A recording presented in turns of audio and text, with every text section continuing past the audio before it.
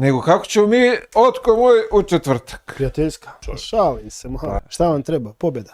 Slušao sam one izjave Carlika Jonesa gdje kaže vratit ćemo sve da se ne plasira Zvezda. Je li to pošteno? Pošteno što da nije pošteno. Ali Pa okej. kad može ovaj trener izjavi da je imao malo teži trening, a priča o derbi utakmici, realno je bila povratna reakcija igrača i Meni je izjava to takva. super, jedno i drugo. Pa neka malo nek se zakrvi, pa nek bolji pobjedi. Biće dobra utakmica, Zvezda je favorit jer igra na domaćem terenu, Partizan igra isto dobro u zadnje vrijeme, tako da očekujem totalno drugačiji derbi nego što je bio ovaj pre 7 dana, gdje će da puca od prve sekunde i mnogo je važnija utakmica, ali to možda bude i kontraproduktivno, da može da se od velikog pritiska i da ne krene onako kako su zamisli. Partizan može da uđe opuštenije što se tiče rezultata, ali realno u svaki derbi treba da uđeš, da ideš na pobjedu. Imaju šanse jedni i drugi. Realno Partizan igra dobro u zadnje vreme, nije to više onaj Partizan u onom periodu kad je gubio sve živo, gdje nije imalo samopouzdanja, vratilo se samopouzdanje igračima. Vratio se glavni igrač Partizana koji je mnogo nedostajao. Počeli su da igraju